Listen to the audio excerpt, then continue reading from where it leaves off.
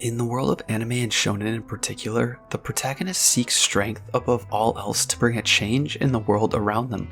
Main characters in these anime normally, if not always, have strong drives or desires to achieve this for virtuous or goal-driven purposes, like leading their people or achieving dreams they've had for their entire lives. That's why I always find it fascinating and intriguing when we meet a character who's the personification of this ideal, a personification of what it takes to truly be the strongest.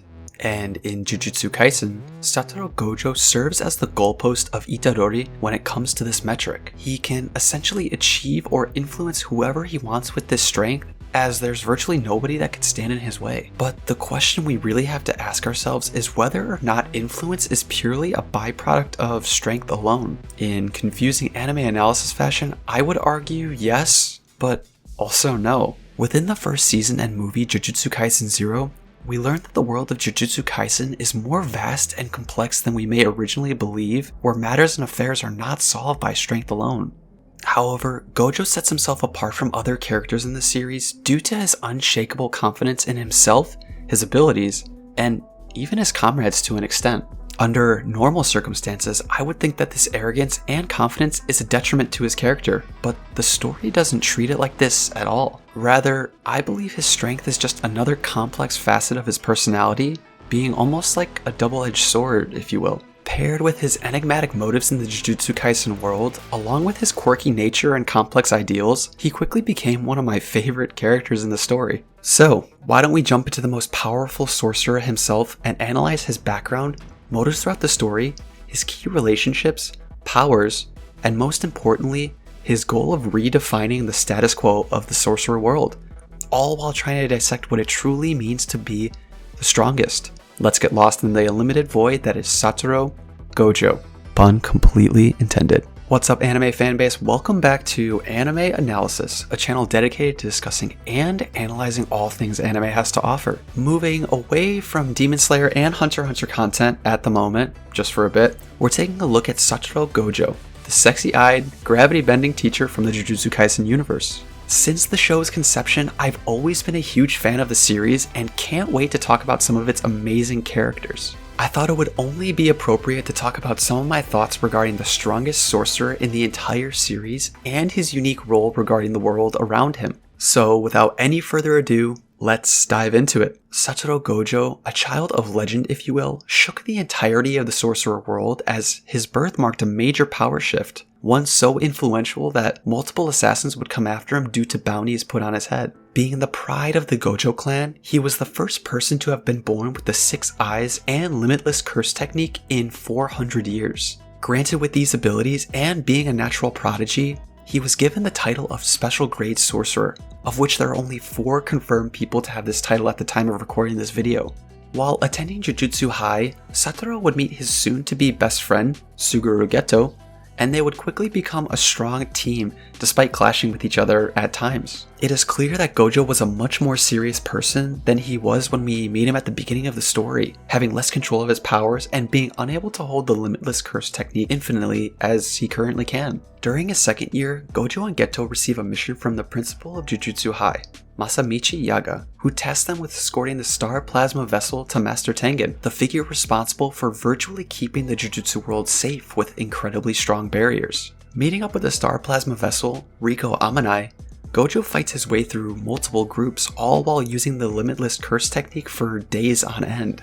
Upon ultimately arriving at the Jujutsu Academy, after days of fighting, the group is ambushed by none other than Toji Fushiguro, our main character Megumi's dad. This is the first time that we see Gojo struggle in a fight as his abilities are pushed to their absolute limit, even supposedly dying when he's stabbed through the neck. But surprisingly enough, he recovers using a reversed curse technique to heal himself and confirmed that this was the missing piece to perfecting his limitless curse technique, turning him into a literal and metaphorical monster. While this doesn't even scratch the surface of all of his backstory and relationships with Geto, which I'll be getting into a little later, it's clear that Gojo's personality is in stark contrast to his carefree and fun-loving personality we see in him later as an adult. We can assume that Gojo probably grew up in a strict and regimented regimented household. Being the pride and joy of the Gojo family and having abilities anyone would dream of, I believe that he was used more of as a weapon or maybe even a tool than actually viewed as a human being. Throughout the anime and manga, we get small glimpses of the culture of Jujutsu sorcery, as oftentimes people are looked up to or down on depending on their usefulness. A prime example of this would be Maki Zenin. She is constantly looked down upon by her family and Mai for not having any cursed energy, and they even hold her at the rank of a grade 4 sorcerer despite being way stronger than that. Being raised in this strict and authoritarian environment, he never truly understood empathy or compassion even until the events of the Hidden Inventory arc, or never even entertained the idea of yielding to authority figures given he knew he was the strongest being in the world. I firmly believe that his upbringing as well as his self-awareness to his near limitless strength are some of the driving forces that contribute to his ideals of reform and disdain towards the Jujutsu higher-ups. On top of this, Gojo in his early years is shown to be completely self-righteous,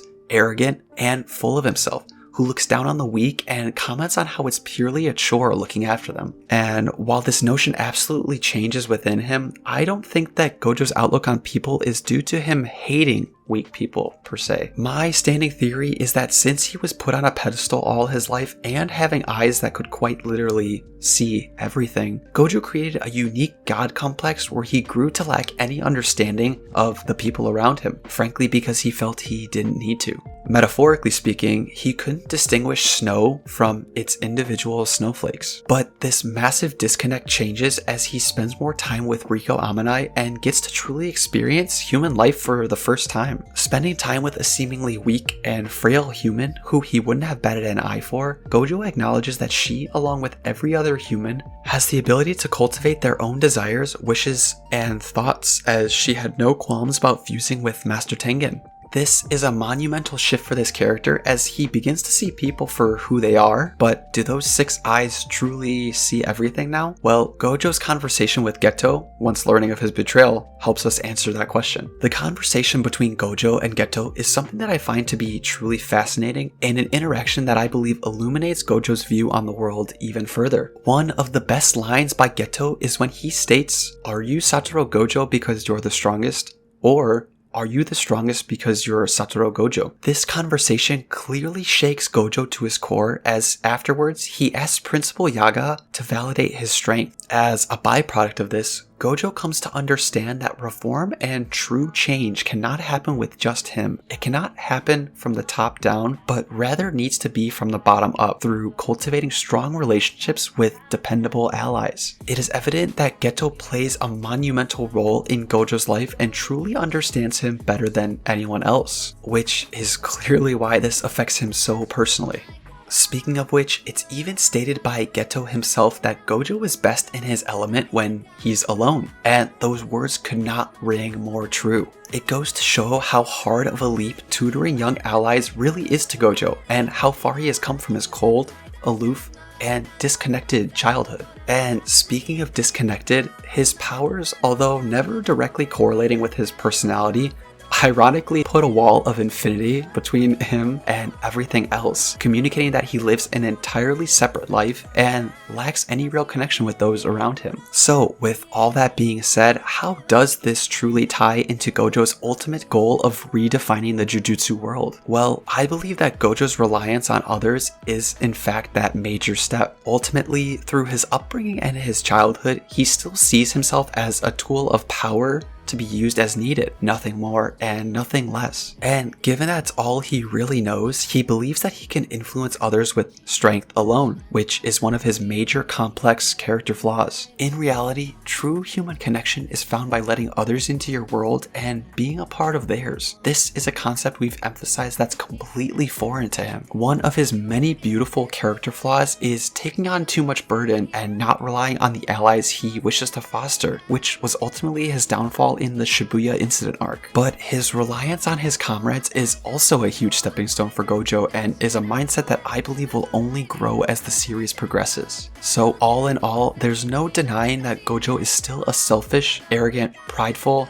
and even lonely character with conflicting ideals and actions. But throughout the story, we get glimpses of key character changes that illuminate the dark mysteries, personalities, and subtle nuances of this incredibly complex god figure. In all honesty, I truly don't know where the story will take this character, but I really look forward to seeing what Akutami has in store for this enigmatic and lovable teacher figure. What are your thoughts on Gojo's character? Let me know some of your analysis below. How do you view his character progression so far in the Jujutsu Kaisen story? If you're new to the channel, consider subscribing and showing your support for this analysis style content. Also, let me know if there's other types of content or anime you'd like to see me cover. I love your guys' feedback, and I'm also receptive to any ideas you have for what you want to see on this channel moving forward.